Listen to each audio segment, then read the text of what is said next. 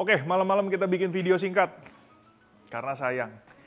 Tadi mau pulang ada deretan motor keren. Kalau nggak diapa-apain kok ya sayang. Ini ada MV Agusta F3 milik Ko Albert Wijaya. Udah selesai kita rapiin. Kemarin ada masalah dengan clutch. Ban juga akhirnya udah kita ganti karena ban yang sebelumnya udah dari tahun berapa tuh? 2018 kalau nggak salah. Ini pakai Mazeller M9RR. Terus dia udah pakai frame slider RNG, exhaust SC Project, steering damper Biohlins, dan motornya enak. Emang F3 800 tuh salah satu motor yang emang sebenarnya enak, lincah. Sini ada BMW R90, Bram, yang udah dipakai Ohlins. Ini ada mantan terindah, cia, BMW R90.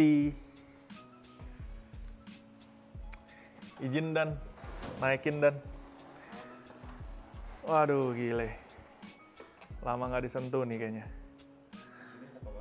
Tangkinya cakep banget, memang aslinya 2016 itu Silver Tank Edition, udah gitu ini di PPS alias Paint Protection Spray oleh 3-Step, jadi warna satin. Aslinya sebenarnya gloss, kalau mau disatinin tinggal dikelet doang kayak stiker. Keren banget, tankinya keren abis. Full part by SW Motec, Ohlins depan belakang. Bannya, peleknya pakai BST. Bannya pakai Mazeller Caro Street. Ganteng banget. Knalpot pakai Aero ProRes yang tinggi. Scrambler Edition tuh. Ganteng.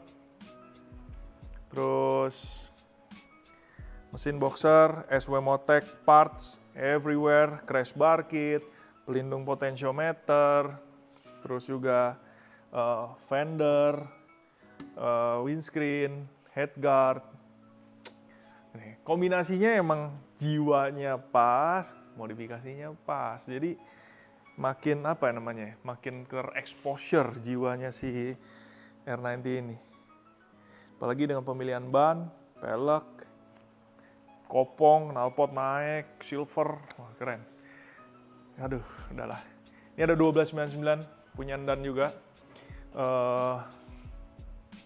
Ada sesuatu, nanti kita cek lagi kenapa ada brutale. Tapi udah, ya deretan motor ini aja emang udah ganteng dan cakep. Cuma ini juga ganteng dan cakep. Ini adalah H2 2023, brand new, milik Coco Paul.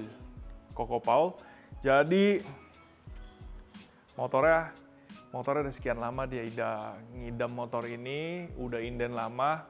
Kloter kemarin dia nggak dapet, kloter ini akhirnya dia dapat unit. Dia test drive beberapa hari di rumah dia, kondisi standar, dan habis itu masuk pantry untuk di upgrade. Upgrade apa aja? Ya kalian udah bisa baca. Cuma memang tampilan perubahannya dari before after jauh. Yang paling kelihatan, tampilan supaya makin sporty, windscreen ganti pakai Puig, light smoke, lalu buntut dilepas belakangnya supaya benar-benar buntutnya jadi lancip, ya kan?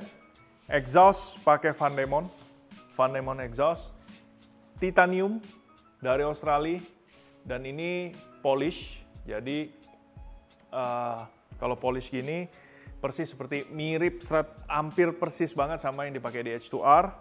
Abis itu pelek dipakai Rotobox gloss carbon. Saya melihat banyak banget komen di YouTube dan juga di itu. Nah, gini, walaupun kesannya karbon itu ringkih, saya perlu tahu pengalaman Anda terhadap karbon itu apa. Jadi karbon itu grade-nya ada yang dari paling lantai dasar, ada yang sampai paling tinggi. Mobil-mobil supercar supaya lightweight, rangkanya monokoknya pakai karbon.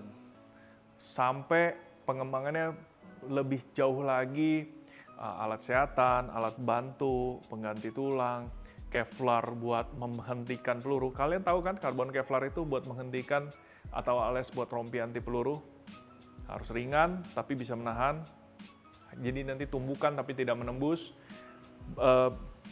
safety gear kalian banyak yang dilapisi karbon Kevlar, protection part dilapisi karbon Kevlar, tahan gesekan dan tidak rusak. Jadi karbon itu jangan terlalu Anda sensitif dengan wah karbon yang pernah Anda alami terus ringkih gitu. Kalau urusan karbon Rotobox, terutama yang bulat, saya sendiri udah research dan emang dia badass. Kuat banget. Kuat karena apa? Bukan hanya karena material si karbon, tapi juga karena construction. Jadi kalau secara teknis, karbon Rotobox itu dia ini pakai military grade carbon strain. Spokesnya memang kelihatannya tipis kecil, tapi jangan kaget, ini sudah lolos DOT I, habis itu JWL. Standarisasi peleknya itu sangat tinggi, melewati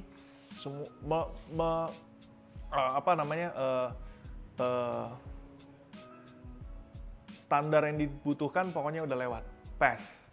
Nah, bedanya sama pelek alloy, bobotnya jelas jauh lebih ringan. Unsprung weight jauh berkurang. Motor ini kan motor berat banget, jadi kalau kita ganti ke pelek karbon tuh langsung enteng luar biasa. Habis itu,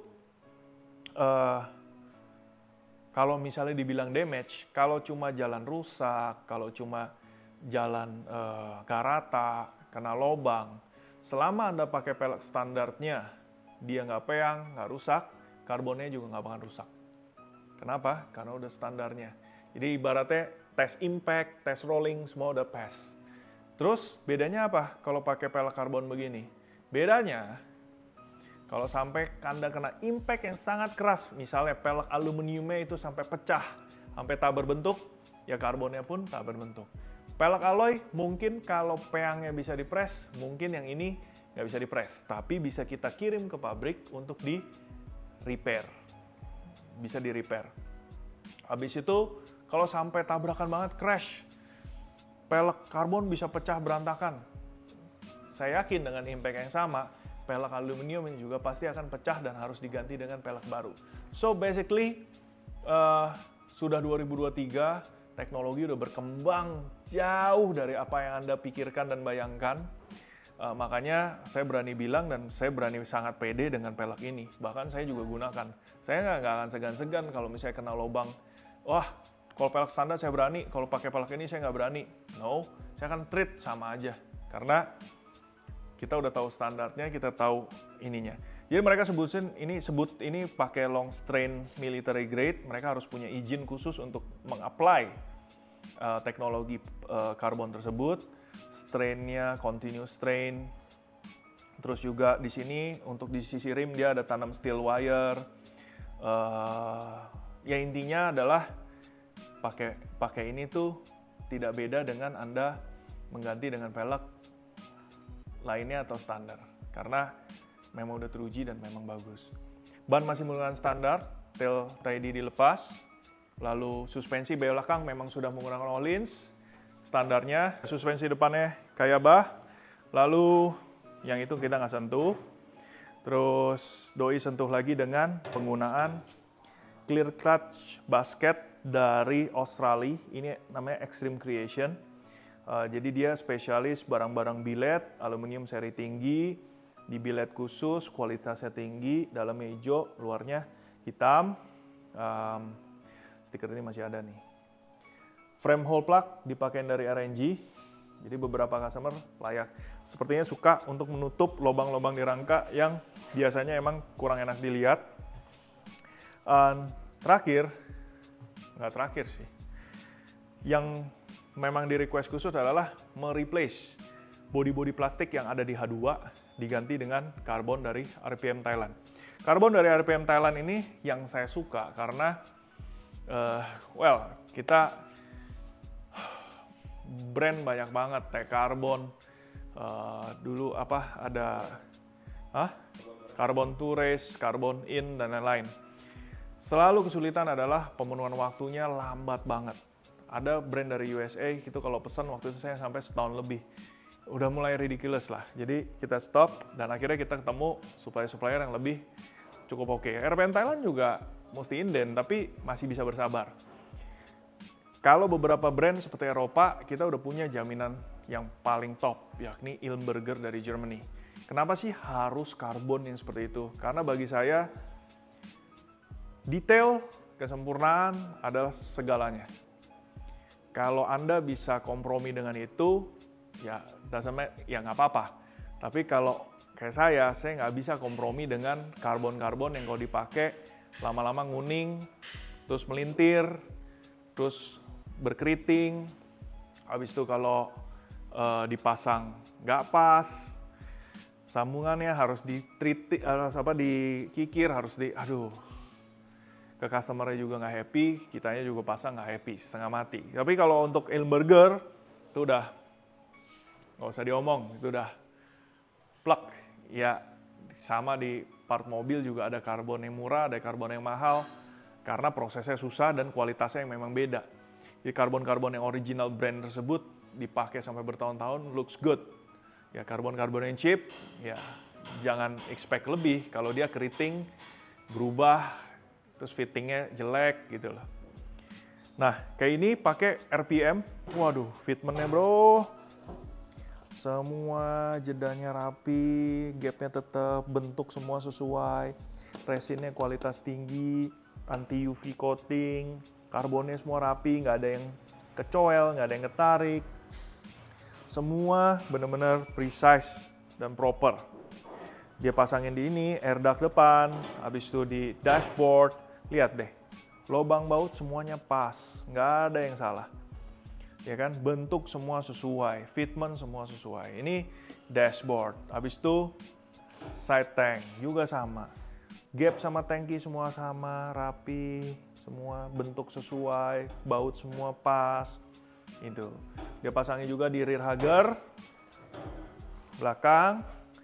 Habis itu ada juga di sini, dari sisi sini ada lower rear chain guard, ya kan? Tuh bunyinya ya beda. Kalau resinnya memang kualitas kayak keramik. Nah gitu. Terus ini sprocket cover. Terus yang ini, yang best selling nih, air intake belalai lah ya. Karena dia dari depan, udaranya ngalir langsung ke supercharge. Dan ini sih nyawa banget kalau di H2, karena ya ini adalah peran penting utama yang ngebedain motor ini sama motor lain. Supercharge.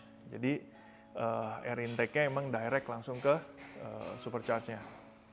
Terus, apa yang berubah dari motor ini? Pemakaian pipa titanium untuk mereplace dengan pipa besi yang warna hitam. Jadi ini diganti dengan pipa titanium warna biru dan selangnya juga menggunakan Samco Sport original. Kalau lihat dari sana juga kelihatan banget nih dari sisi satunya. Pipa titanium menggantikan piping standar yang warna hitam, lalu selangnya pakai Samco. Jadi dia titan, tapi karena titannya baru nyala bentar ya kita gosongnya masih dikit. Tapi nanti begitu dia udah suka pakai biru, nah ini akan selaras. Terakhir, menggunakan frame slider dari Project One. Jadi setelah sekian lama kita mereview produk-produk aftermarket dan akhirnya kita bikin line up frame slider dari Project One, di mana ini adalah frame slider yang dibikin attachment-nya ke rangka berbahan aluminium billet Duralium. Ya, kita pakainya Duralium. Fitment-nya precise dan kita mikirin keamanan rangka juga konstruksi. Jadi untuk bagian luarnya ini pakai black nylon buat nanti kalau sampai ya amit-amit jatuh kita pakai hukum kekalahan energi harus terserap lewat energi gesekan sini. Lalu strukturnya ke dalam sama kanan kiri, lalu dibagi juga ada pembagian beban kanan kiri. Jadi kalau buat kalian yang pengguna H2 butuh pengamanan lebih, mau frame slider, kita ada frame slider kit dari Project One untuk H2. Ya. So, motornya kalau dibilang simple tapi kece. Jadi saya sebutnya makanya upgrade. Saya nggak terlalu, kalau dibilang modifikasi, tidak ada part yang di sini yang modifikasi di luar jalurnya, tapi lebih ke upgrade. Beberapa part di motor ini melakukan upgrade dari segi kualitas dan performance, yang pasti looks-nya upgraded, suaranya juga berubah, tampilan berubah, kesan berubah, weight berubah, dan lain-lain. Pagi-pagi, besok pagi, motor ini akan kita kirim balik ke Om Paul yang Jakarta Timur. Semoga doi bisa nikmatin dan mau ditaruh di ruang tamunya juga kece badai. Mau dia pakai keliling beli somai juga kece badai. Yang penting enjoy selalu ya bro. Thank you for watching. Jadi singkat video, singkat review. Karena Edge itu lumayan banyak lah. Jadi saya cuma pengen apresiasi ada unit baru yang dikemas, dibentuk juga seperti ini dan it's beautiful compare to the stock one. Jadi looks good dan pastinya motornya oke buat dipakai. Ya, ciao, thank you.